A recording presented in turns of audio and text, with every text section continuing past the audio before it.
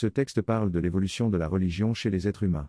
Sri Aurobindo décrit comment la nature guide l'humanité vers une prise de conscience de l'esprit intérieur à travers différentes approches telles que la religion, l'occultisme, la philosophie spirituelle et l'expérience directe.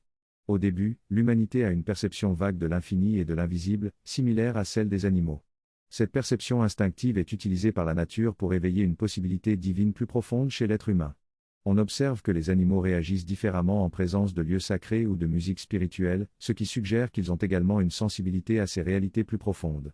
Cependant, avec le développement de l'intellect chez les humains, cette sensibilité instinctive est souvent refoulée et recouverte par des structures intellectuelles. Les explications scientifiques et intellectuelles se substituent alors au pouvoir invisible et aux expériences mystiques.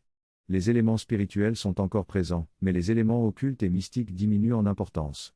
Cela s'est produit dans différentes cultures à mesure que l'intellect humain se développait. Les religions aujourd'hui sont souvent réduites à leur aspect intellectuel et moral. Les valeurs familiales et morales sont mises en avant, au détriment de la spiritualité profonde. On peut observer cela dans certaines formes de christianisme, comme les groupes évangéliques, où la doctrine religieuse est associée aux valeurs familiales. De même, le bouddhisme est souvent enseigné sans insister sur l'engagement réel et profond. On se contente de suivre des rituels et de croire en ce système sans véritablement approfondir sa compréhension. Le bouddhisme est même parfois présenté comme une simple philosophie plutôt qu'une religion. On met l'accent sur la logique et la philosophie du bouddhisme, au détriment de la pratique spirituelle. Même le Dalai Lama a déclaré qu'il abandonnerait des croyances bouddhistes si la science prouvait qu'elles étaient fausses. Cependant, cela néglige le fait que la tradition bouddhiste ne vise pas seulement une compréhension intellectuelle, mais une expérience et une transformation spirituelle profonde. De la même manière, dans le yoga, on se focalise souvent sur les aspects physiques et moraux, en négligeant la pratique spirituelle. Les enseignements sur l'éthique et la morale sont étudiés pour passer des examens, mais l'aspect pratique est négligé. Ainsi, dans de nombreuses religions, la spiritualité profonde est mise de côté au profit de l'intellect et de l'éthique, ce qui conduit à une perte de sens et d'expérience spirituelle réelle. Il est important de ne pas mentir, car cela nous déconnecte de la conscience divine et de la vérité. La vérité ne se limite pas seulement aux paroles et aux actions envers les autres, mais elle est plus profonde et vise à se mettre en alignement avec la conscience divine. Malheureusement, dès nos jours, le mensonge est souvent considéré comme un simple acte moral sans prendre en compte cette dimension spirituelle.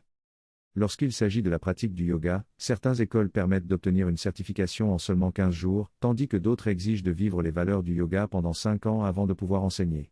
La pratique du yoga ne se limite pas aux postures physiques, mais implique un changement fondamental dans notre manière de penser et de vivre. Malheureusement, de nos jours, de nombreuses traditions religieuses se sont détériorées en ne se basant plus que sur la foi, le fervor émotionnel et la conduite morale.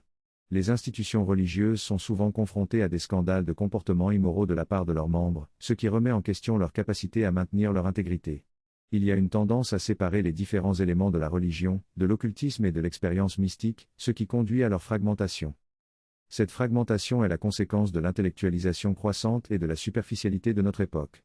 La religion a perdu sa capacité à être un pouvoir transformateur en raison de cette interruption introduite par le pouvoir de l'intellect.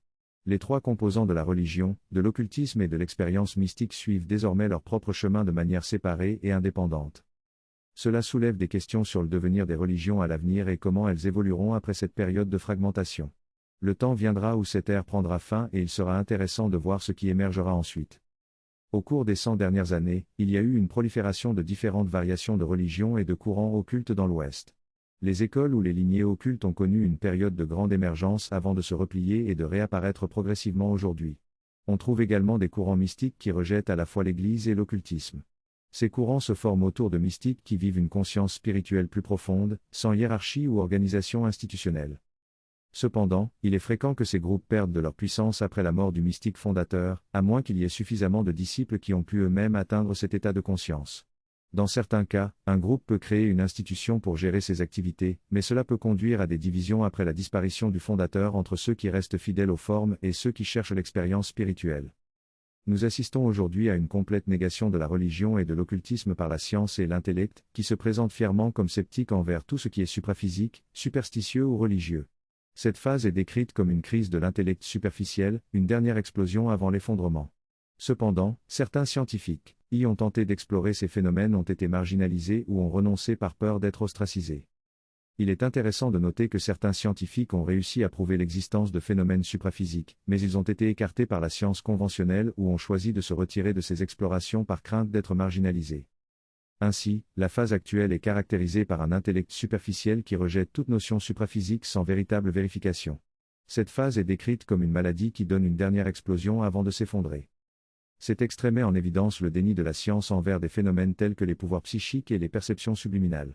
L'auteur souligne que de nombreux scientifiques ont effectué des expériences démontrant l'influence humaine sur la matière et la possibilité de prédire des événements futurs avec précision. Cependant, ces résultats ont été critiqués et les scientifiques n'ont pas cherché à les reproduire. L'auteur affirme que la science devrait être plus ouverte et approfondir ces phénomènes, plutôt que de les rejeter par ignorance. Le déni de ces phénomènes, selon l'auteur, empêche l'éveil de la conscience et la compréhension de notre nature profonde. Il insiste sur l'importance des éléments religieux, occultes et mystiques qui, jusqu'à présent, ont protégé et nourri ces connaissances plus profondes. L'auteur observe également que certaines cultures ou familles conservent encore ces connaissances et pratiques, permettant ainsi à leurs membres d'explorer leur intuition et leur perception subliminale. Cependant, dans les sociétés plus réductionnistes où la science est dominante, ces sensibilités sont souvent ignorées, ce qui entraîne une perte de potentiel spirituel chez les individus. En résumé, l'auteur critique le déni de la science envers les connaissances et les phénomènes qui vont au-delà de la rationalité. Il encourage une approche plus ouverte et une quête de compréhension plus profonde de notre nature humaine. Dans ce passage, l'auteur explique comment les valeurs profondes de l'individu sont souvent négligées et supprimées dans notre système éducatif actuel. Il souligne l'importance de préserver ces valeurs et de ne pas succomber à des valeurs superficielles et fausses. L'auteur évoque également le rôle de la nature dans le processus de découverte et de développement personnel, affirmant que les impulsions et les curiosités qui nous poussent sont en réalité des manifestations de la nature qui réside en nous. Il encourage les lecteurs à reconnaître et à apprécier ces impulsions, plutôt que de les considérer comme leur propre création. La nature agit en nous et pousse dans différentes directions pour un développement équilibré. Elle utilise les lignées familiales pour développer des spécialisations psychologiques et culturelles. Ces schémas se retrouvent encore dans les familles traditionnelles qui n'ont pas mélangé leur hygiène. Par exemple, une famille spécialisée dans la fabrication de meubles peut se retrouver plus tard spécialisée dans la fabrication de composants électroniques. Les noms de famille peuvent aussi donner des indices sur les spécialisations familiales, par exemple une famille dont les ancêtres étaient des comptables. Depuis les années 1960, la nature a décidé de mélanger les spécialisations pour créer une richesse de diversité. Cependant, elle ne protège pas toutes les facettes du développement et met l'accent sur le développement intellectuel. Elle utilise les individus les plus évolués mentalement pour explorer des questions plus profondes, que ce soit la philosophie ou les sciences. On observe également que certains scientifiques ont puisé dans des influences spirituelles ou religieuses pour enrichir leur compréhension de la réalité. Sri Aurobindo explique que la compréhension profonde des versets spirituels ne vient pas spontanément, mais plutôt après une étude approfondie et une méditation prolongée sur leur contenu. Il souligne que la science matérialiste se concentre principalement sur des aspects matériels, tandis que certaines personnes ont une compréhension plus spirituelle et philosophique de la science.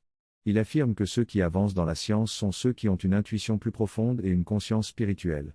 D'un autre côté, dans la religion, il y a une reconnaissance des limites de la religion et une tentative d'explorer davantage la vérité et l'expérience mystique. Sri Aurobindo soutient que ces esprits plus éveillés influencent ensuite les masses, qui sont souvent influencées par l'intellectualisme superficiel. Il explique également que l'humanité passe par des phases d'extrême matérialisme suivies d'un réveil vers les possibilités spirituelles plus profondes. Il observe que cette tendance s'est amplifiée au cours du siècle dernier, avec un réveil plus large et une recherche intérieure plus répandue. Il fait référence aux avancées de la science quantique qui ont ébranlé le matérialisme scientifique et conduit à une compréhension plus profonde de l'unité sous-jacente du cosmos.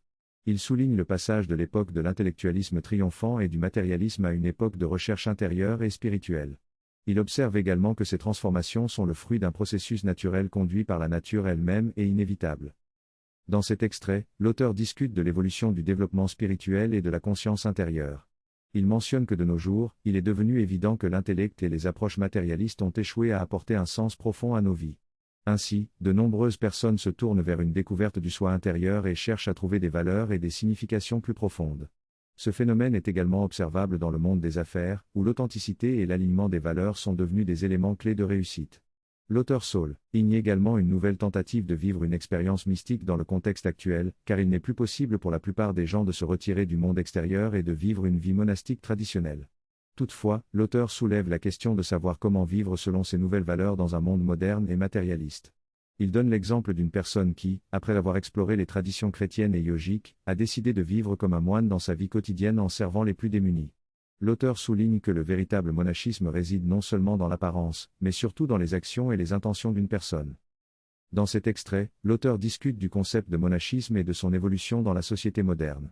Il mentionne d'abord un livre sur le nouveau monachisme, qui propose d'accepter le mariage et les engagements tout en restant dans une vie monastique. Certains moines s'opposent à cette idée, affirmant que le monachisme ne peut être assimilé à d'autres modes de vie. L'auteur reconnaît une vérité dans les deux positions. L'auteur mentionne ensuite la notion de renoncement intérieur à l'ego et au désir dans la véritable essence de la vie monastique. Dans le passé, être initié dans l'ordre monastique signifiait abandonner son ego et ses désirs, symbolisés par des actions telles que brûler ses anciens vêtements. Cela marquait une transition vers une nouvelle vie spirituelle, séparée de la vie matérielle. L'auteur souligne que la spiritualité et la vie matérielle ne peuvent plus être séparées de nos jours. L'enseignement de Sri Aurobindo souligne l'importance de faire de la spiritualité une part intégrante de toutes les dimensions de notre être. Il cite la mère de l'ashram de Sri Aurobindo, affirmant que l'on n'a pas besoin de quitter la vie pour vivre une vie spirituelle. L'auteur fait référence à l'exemple de l'ashram de Sri Aurobindo, où chaque disciple donnait tout ce qu'il possédait et recevait ensuite ce qui était nécessaire pour sa vie, tout en étant détaché de toute propriété personnelle. Il suggère que cette approche peut être appliquée dans d'autres contextes de vie, comme un homme d'affaires avec une famille, en considérant tout ce que l'on possède comme confié par la Mère divine à notre charge. L'auteur explique que vivre dans cette perspective permet une croissance rapide dans la direction des valeurs spirituelles, sans avoir besoin de suivre les formes traditionnelles du monachisme. Il reconnaît cependant que certaines personnes choisissent toujours de suivre ces formes traditionnelles, et celles-ci ont leur place et peuvent inspirer les autres. Mais l'essentiel est de trouver une expérience mystique à travers une nouvelle voie, adaptée aux circonstances actuelles de chacun. Parfois, certaines circonstances de la vie nous amènent à remettre en question notre propre existence et à rechercher un sens plus profond. La mort d'une personne proche peut provoquer cette remise en question et nous force à nous interroger sur le sens de notre vie et sur nos véritables motivations. Cependant, il n'est pas toujours facile d'y trouver des réponses. C'est comme si nous étions dans l'obscurité, essayant de trouver notre chemin à tâtons. Nous cherchons à retrouver notre essence, notre but, nos valeurs profondes. Ce processus de recherche intérieure peut mener à une reconnexion avec la vérité et la puissance de l'esprit, même si cela n'est qu'un début. Après une période où l'intellectualité triomphante et le matérialisme prédominent, il y a une tendance à se réveiller à la recherche de soi, de son âme et d'une vérité plus profonde. La force de l'esprit, qui avait été négligée, commence à refaire surface. La transition entre l'intellectualité dominante et le retour à une vérité plus spirituelle peut être comparée à la période où l'on croyait aux dieux et au pouvoir subtil, mais où l'augmentation de l'intellectualité a fait perdre cette sensibilité. Les dieux et les pouvoirs étaient alors considérés comme une superstition ou simplement des symboles, pouvant être jetés de côté. Cependant, avec ce réveil intérieur, nous commençons à ressentir à nouveau ces vérités profondes, d'abord en nous-mêmes, puis dans le monde qui nous entoure. La force des choses retrouve sa vigueur perdue et donne une nouvelle vie aux croyances anciennes, à de nouvelles religions ou à des développements indépendants. Un exemple poignant est celui d'un jeune homme de l'armée de marine qui, vivant la majeure partie de l'année sous l'eau, considérait les choses spirituelles comme irréelles. Cependant, lorsqu'il retournait dans sa famille dans les montagnes de l'Himalaya, il ressentait à nouveau la présence des dieux et tout devenait réel pour lui. Ce processus de réveil et de perte se répète chaque année, et illustre la tension entre l'intellect qui nie ces vérités et le cœur qui les ressent profondément. Ce voyage individuel peut également se produire à l'échelle d'un groupe, d'une culture ou d'une civilisation. Par exemple, en Inde, il y a eu une forte tendance au matérialisme, suivie d'un retour rapide à des valeurs plus spirituelles. En revanche, en Europe, la tendance au matérialisme a été plus longue et plus destructrice, rendant le retour à une vérité plus profonde plus long et plus lent. Dans tous les cas, ce réveil de la force perdue ne peut être nié, car on le ressent profondément. C'est un processus de redécouverte et de reconnexion avec notre essence véritable. Le texte parle de la résurgence de la tradition celtique en Irlande et de la transmission de cette connaissance aux générations futures. On découvre également que certaines personnes revivent et vivent la réalité de cette tradition, en visitant des lieux sacrés et en pratiquant des rituels. Le texte mentionne également la résurrection de l'ancien culte à travers la pratique de la Wicca, qui intègre des éléments de sorcellerie et de rituels lunaires. Il évoque ensuite les tentatives de Swami Ananda de raviver la tradition védique et de l'adapter au temps moderne, ainsi que la pratique d'un christianisme contemplatif et mystique indépendant des religions sectaires. En conclusion, le texte souligne le besoin croissant d'indépendance par rapport aux religions sectaires et le développement de nouvelles formes de spiritualité. Le texte parle de la spiritualité en tant que culture, mouvement ou mode de vie. Il souligne également la séparation entre la spiritualité et les formes religieuses traditionnelles. Il mentionne que l'intellect a atteint ses limites dans la découverte physique et a commencé à se tourner vers les secrets plus profonds de l'esprit et de la force vitale. Cependant, il critique également le fait que l'intellect ait rejeté les anciennes traditions sans même les valider. Le texte évoque ensuite les limites de la découverte physique et explique comment la science utilise des méthodes indirectes pour étudier des phénomènes invisibles, comme l'utilisation de microscopes électroniques pour observer des particules. Il conclut en disant que, malgré tout, la physique atteint ses limites dans l'explication de la nature et que la description mathématique des données observées ne permet pas de comprendre réellement la réalité. Au niveau constitutionnel et substantiel, que ce soit en biologie ou en psychologie, nous ne faisons que décrire, sans expliquer quoi que ce soit. Les descriptions peuvent devenir de plus en plus complexes ou sophistiquées, mais le message explicatif reste le même, c'est ainsi que les choses sont, c'est la loi de l'univers.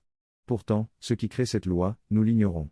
Nous observons simplement les phénomènes et à ce stade, ayant touché le fond, nous nous rendons compte que cela n'explique rien de plus que les processus extérieurs de la nature. Cela nous suggère qu'il existe un processus interne qui expliquera cette formule à partir de laquelle la formule émerge. Cependant, ce processus interne lui-même doit être fondamentalement libre de toute formule, sinon il ne l'expliquerait pas. Si l'on me donne simplement une autre formule qui décrit ou explique celle-ci, cela n'est pas une explication. Une explication transcenderait la formule et expliquerait pourquoi la formule existe, sans être elle-même liée par une formule. Comment appellerait-on une telle explication ? On se rapprocherait rapidement de la perception directe de la conscience sous-jacente et du processus de la nature, qui ne sont pas liés aux formules, qui sont basées sur la conscience et qui sont une action libre de la nature, dirigée même par des êtres conscients et des pouvoirs de la nature. Dans cette synthèse, l'auteur aborde le concept de synchronisation des esprits et son impact sur le corps humain et la société. Il explique comment, lorsque les pensées des individus sont alignées, chaque atome devient plus cohérent dans sa vibration et est influencé par l'état de l'esprit collectif.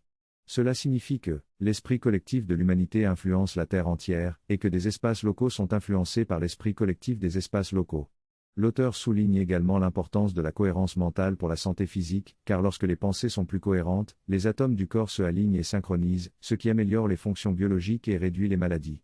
L'auteur mentionne également l'impact de la prière et de la concentration de personnes dans un espace collectif, en soulignant une diminution significative de la criminalité dans une ville suite à une prière collective. Il évoque également le pouvoir de la force de vie et les expériences menées en laboratoire sur son influence sur les plantes et les individus. L'auteur conclut en disant que la religion elle-même est en évolution, mais que la finalité de cette évolution reste encore inconnue. Il suggère que la possibilité d'une avancée décisive vers l'évolution spirituelle devient de plus en plus évidente. Dans ce texte, il est souligné que l'intellect est un lien entre l'instinct inférieur et l'intuition supérieure. L'âge de l'intellect est décrit comme un âge de l'individualisme et de la raison, où chacun est encouragé à penser par lui-même et à trouver ses propres réponses. Auparavant, la religion était imposée et uniforme, limitant les possibilités humaines. Mais maintenant, avec l'individualisme et la raison, chacun peut s'engager dans sa propre relation avec le divin et articuler sa propre compréhension de la religion. Cela conduit à un éveil spirituel personnel et à une relation individuelle avec le divin. L'auteur suggère également que lorsque les religions se divisent et que chacun a sa propre religion, cela mène à la spiritualité véritable. On explore également la manière dont l'occultisme et d'autres tendances peuvent se rejoindre dans une réalité spirituelle ascendante.